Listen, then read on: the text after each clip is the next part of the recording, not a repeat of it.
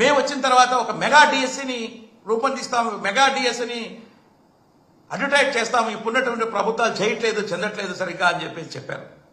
మరి ఆ పెద్ద మెగా డిఎస్సీలు ఎక్కడికి వెళ్ళాయో ఏమో అర్థం కావట్లా. మేము వచ్చిన తర్వాత రాష్ట్రంలో యువత కోసం పర్టికులర్లీ 20 లక్షల ఉద్యోగుల్ని మేము కల్పిస్తాం. సంవత్సరానికి 4 లక్షల తరఫున లాగా 4 లక్షల లాగా ప్రతి జనవరి 1వ తారీఖుల్లో ఒక క్యాలెండర్ను రూపొందించి రిక్రూట్ చేసి ప్రతి ఒక్కరికి కూడా ఉద్యోగాలు, యువతనంతా కూడా ఉద్యోగాలు ఇస్తామన్నారు. ఎక్కడికి పోయింది ఈ యొక్క 7 నెలల్లో? మీరు ఏం చేశారు? జాబ్ క్యాలెండర్ ఏమైంది? మరి 20 లక్షల ఉద్యోగాలలో ఎన్ని ఉద్యోగాలు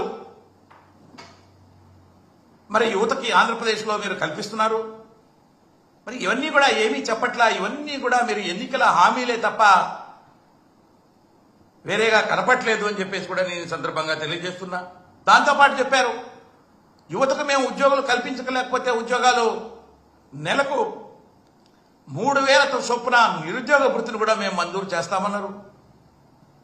మరి ఉద్యోగాలు కల్పించట్లేదు, నిరుద్యోగ భృతి కూడా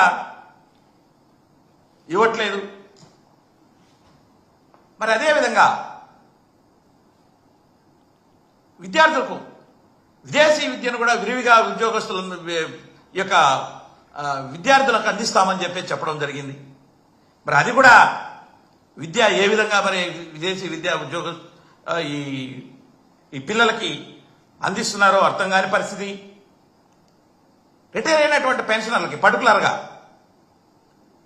మరి నేను చూస్తూ ఉన్నా, ఈ రోజున ఆంధ్రప్రదేశ్లోనే కాదు, నేను all India state government pensioners ఫెడరేషన్కి వైస్ చైర్మన్గా ఉంటున్నా.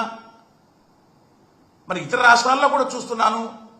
ఇక్కడ అడిషనల్ క్వాంటమ్ ఆఫ్ పెన్షన్ 70 ఏళ్లు దాటిన తర్వాత 10% గాను, 75% దాటిన తర్వాత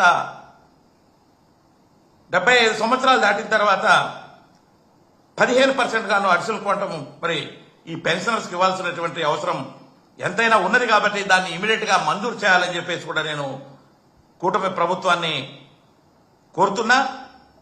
అదేవిధంగా ట్రీట్మెంట్ ఉద్యోగస్తులకు కానీ పెన్షనర్స్కి కానీ ఏదైనా జబ్బు చేసినప్పుడు హెల్త్ కార్డ్స్ అనేటివి ఉన్నాయి. హెల్త్ కార్డ్ సరిగ్గా ఇంప్లిమెంట్ కావట్లేదు. కొన్ని హాస్పిటల్ కొన్ని జబ్బులకు నిరాకరిస్తున్నారు. ఎందుకంటే మీరు గవర్నమెంట్ షేరు, ఉద్యోగస్తుల షేరు, పెన్షనర్స్ దగ్గర నుంచి రావాల్సినటువంటి ఆ యొక్క సొమ్ముని మీరు ఖచ్చితంగా డిడక్ట్ చేస్తున్నారు. కానీ ప్రభుత్వం ఇవ్వాల్సినటువంటి ఆ యొక్క వాటాని సక్రమంగా